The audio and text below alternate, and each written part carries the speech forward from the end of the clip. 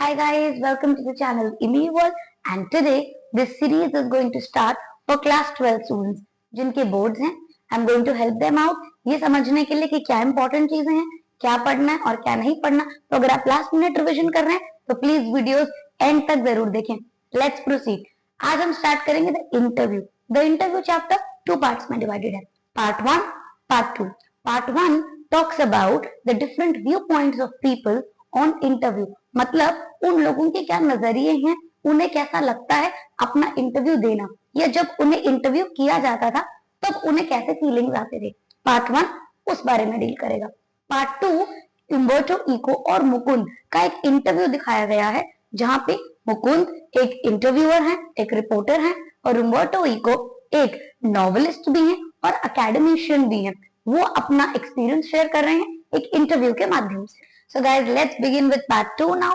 Here we are going to talk about the real interview conducted between Mukund, the Hindu reporter, and Umberto Eco, who was an academician, also a novelist on Sundays. Now, उसको novelist on Sundays क्यों कहा गया?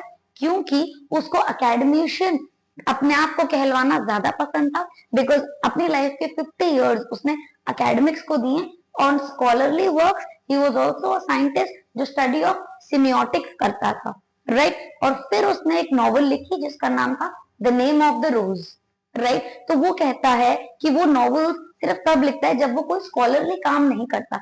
इसलिए reporter Mukund उसे कहता है कि क्या आप नॉवलिस्ट ऑन संडे हैं, मतलब तब नॉवेल्स लिखते हैं जब आपके पास कोई और काम नहीं होता.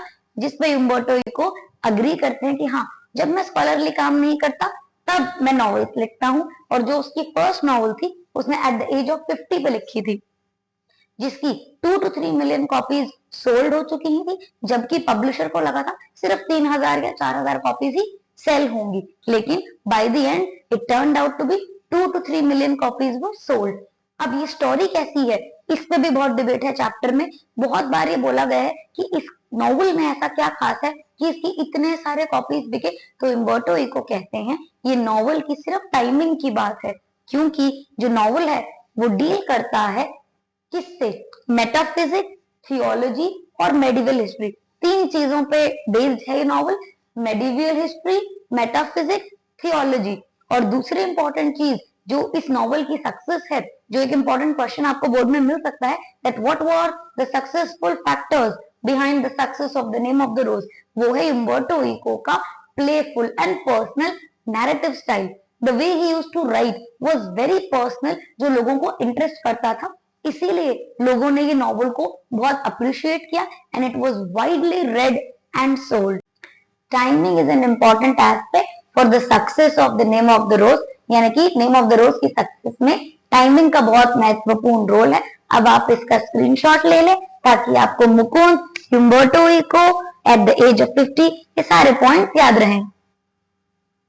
Alright guys, I hope the chapter is clear now. अगर अभी भी कोई क्वेश्चन हो प्लीज मुझे कमेंट करके बता दें. I will surely help you out. For more such videos, please stay tuned, like, share and subscribe the channel. Thank you for watching me today.